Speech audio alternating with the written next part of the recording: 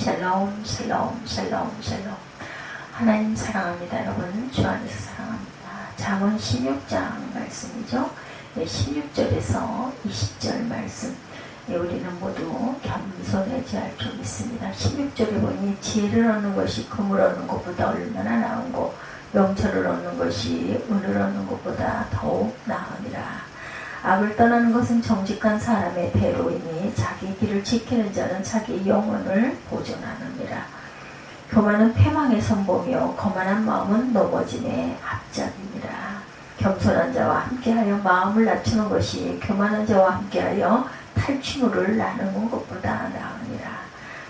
삼가 말씀에 주의하는 자는 좋은 것을 얻나니 야훼를 의지하는 자는 복이 있느니라. 이렇게 말씀하고 있습니다. 사람은 누구나 교만보다 겸손해야 한다는 것을 잘 알아요. 특히 그리스도인들은 누구나 하나님께서 교만보다 겸손을 좋아하신다는 것도 압니다. 그래서 나름대로 교만하지 않으려는 생각, 겸손하려는 생각을 가지고 살죠. 실제로 겸손하기보다는 교만하게 사는 사람들이 더 많습니다. 왜 그럴까? 인터넷에 이런 격언을 본 적이 있습니다. 겸손한 사람은 나는 겸손하지 않다라고 생각을 합니다. 정말 겸손한 사람은 나는 교만하다라고 생각을 합니다. 그런데 교만한 사람은 나는 교만하지 않다고 생각을 해요. 정말 교만한 사람은 나는 겸손하다고 생각을 한다는 것. 이 말에서 보듯이 사람들은 교만과 겸손이 무엇인지 아는 것 같지만 실제로는 잘 모른다는 거죠. 특히 자신이 교만한지 겸손한지에 대해서는 더더욱 잘 모릅니다. 그리고 교만의 결과가 어떻게 되는지 또한 모르죠. 그래서 교만보다 겸손이 좋은 것이고 그렇게 해야 한다는 것을 알면서도 실상은 겸손하기보다는 교만하게 살아갑니다. 그럼 우리는 어떻게 교만보다 겸손을 실천하며 살 수 있을까? 교만을 알아야 돼요. 우리가 교만하지 않고 겸손하려면 우선 교만이 무엇인지를 아는 것이 중요하다.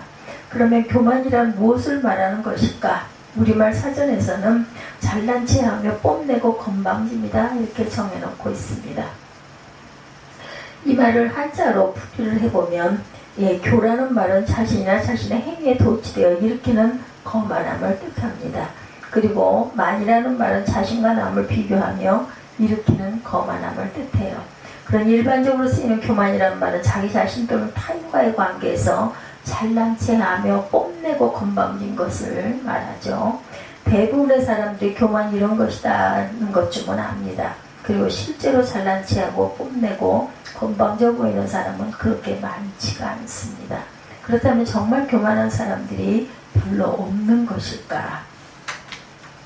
잠언 18장 12절에 보면 사람의 마음의 교만은 멸망의 선봉이요 라고 말씀하고 있어요. 사람의 마음의 교만은 멸망의 선봉이다. 이 말씀 오늘 본문이 말씀하는 교만보다 자세하게 설명하고 있는데 교만이 그냥 교만이 아니라 마음의 교만이라는 거예요. 마음의 교만. 사실 겉으로 보이는 태도가 교만해 보이는 사람은 그렇게 많지가 않아요. 대부분의 사람들은 다른 사람들 앞에서 하는 말이나 태도가 겸손해 보입니다. 공손해 보이죠. 그렇다고 그 사람이 교만하지 않느냐? 그렇지 않습니다.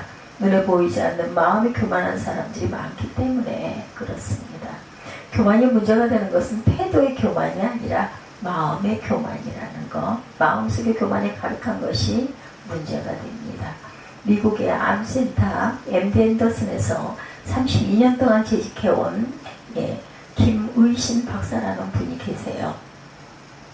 미국의 의사들을 꼽는 미국의 최고의 의사에 11차례나 선정될 정도로 아주 대단한 분입니다.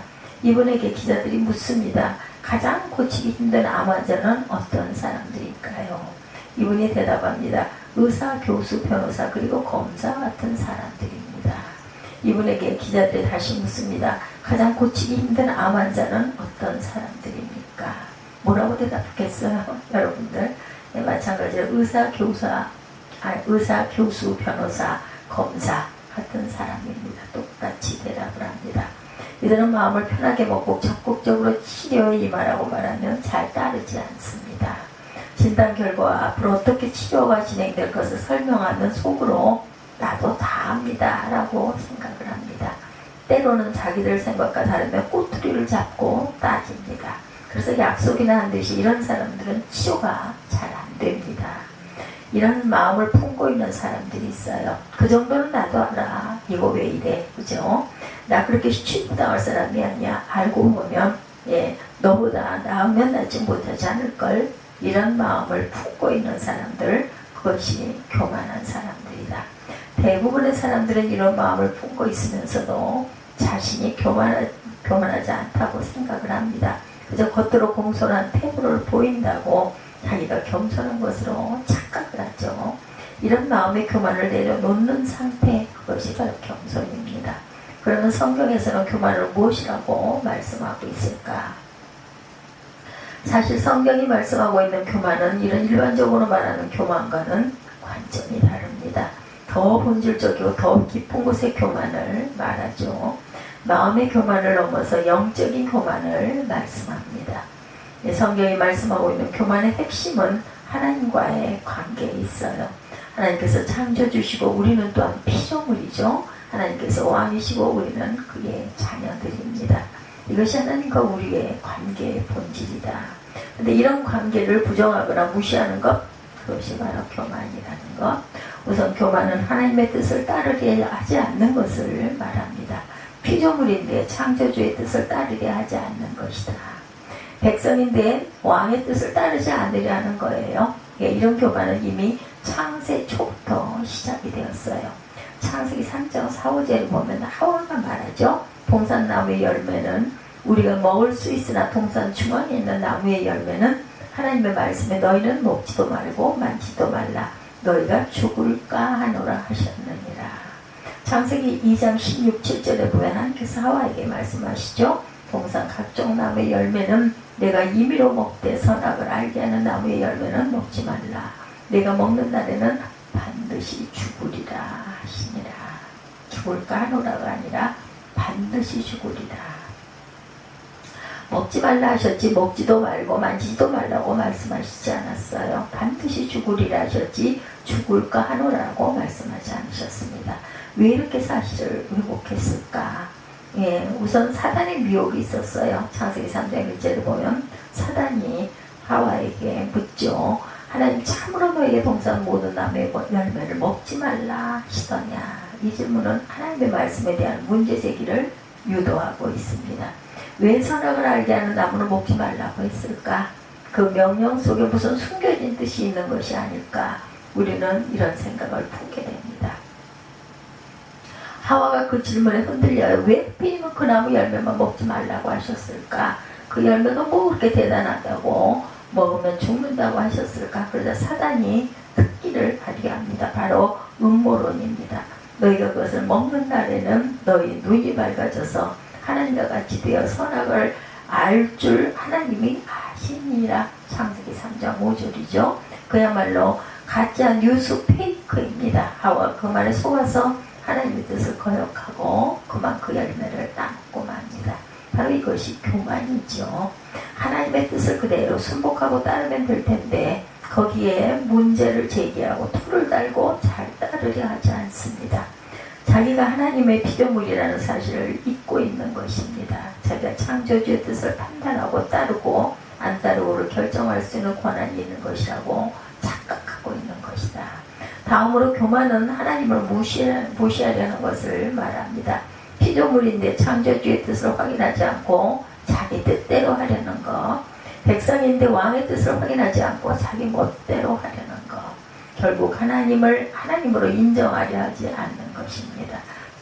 다니엘 4장에 보면 바벨론의 느부갓네살 왕이 꿈을 꾸고 다니엘이 해석해주는 이야기가 나오죠.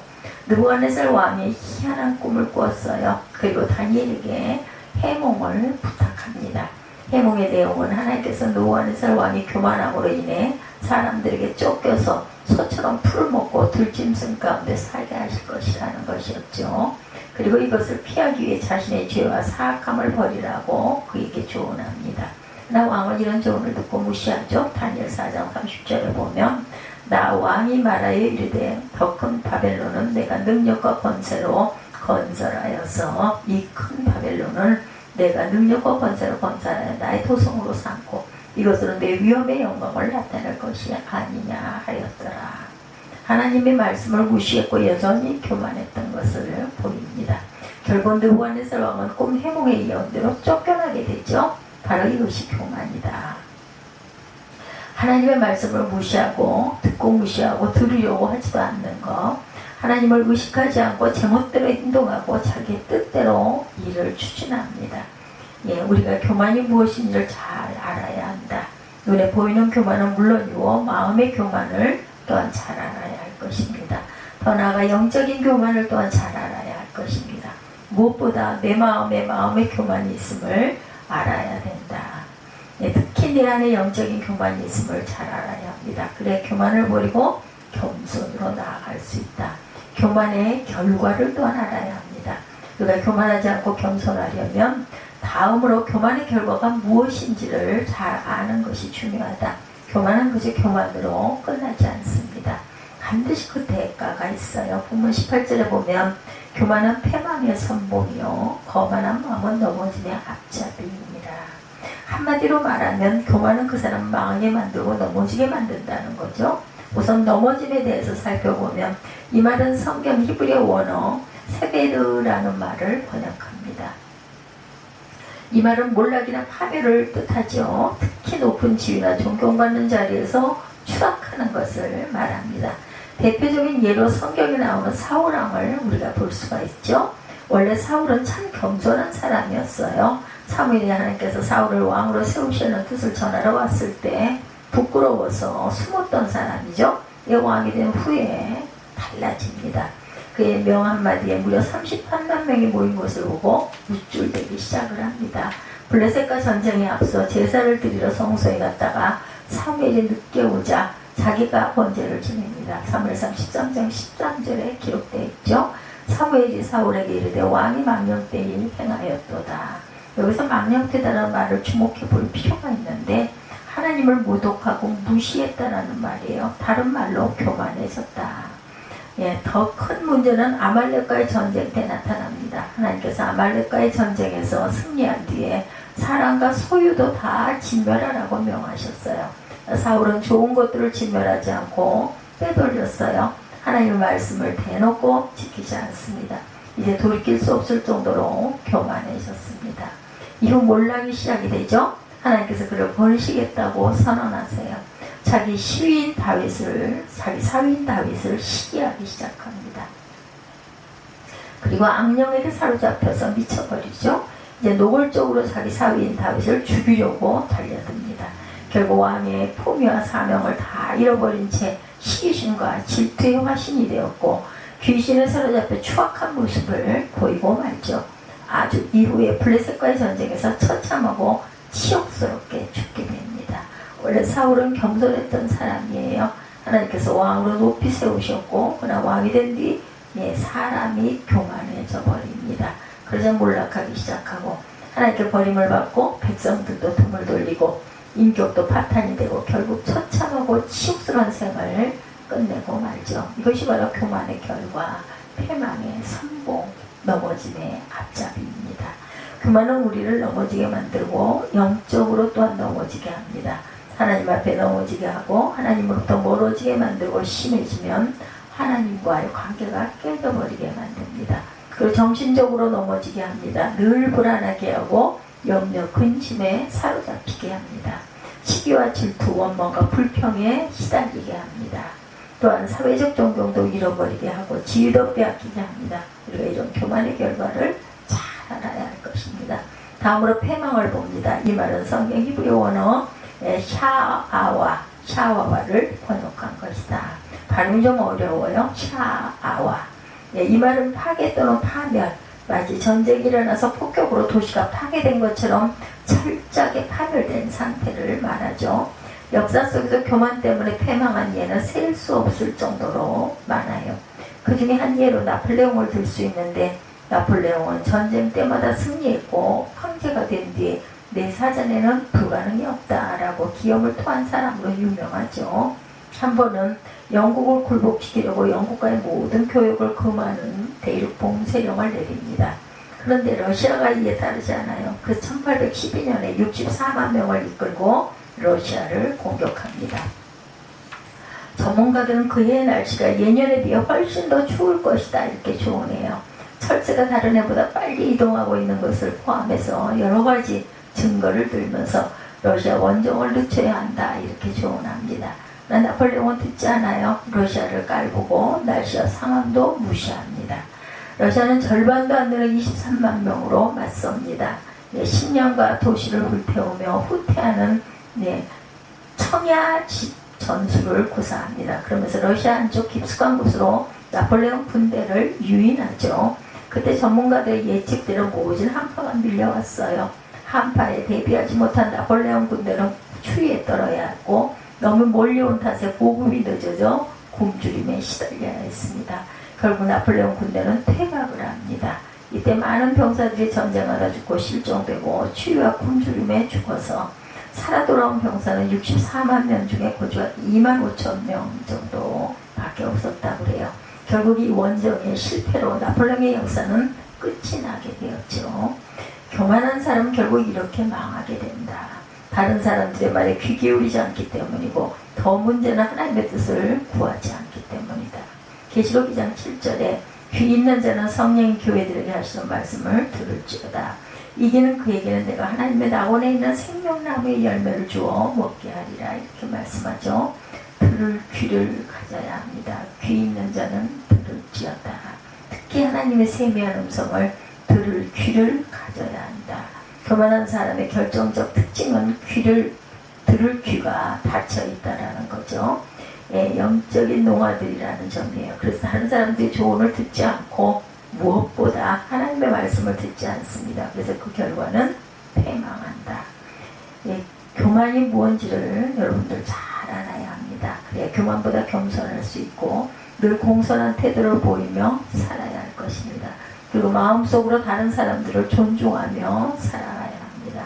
무엇보다 하나님을 높이고 그분의 말씀을 청종하며 살아야 할 것입니다. 교만의 결과가 무엇인지를 잘 알아야 합니다. 그래야 교만보다 겸손할 수 있다. 교만하여 넘어지는 일이 없기를 바랍니다. 교만하여 망하는 일이 없기를 바랍니다. 우리 저와 여러분들 겸손하여 하나님께 인정받는 삶을 사는 세빛교회 하나님의 귀한 자녀들이라 되시기를 주님의 이름으로 축복합니다. 겸손해서 하나님께서 함께 하시고 형통하게 하시는 복을 누리시기를 주님의 이름으로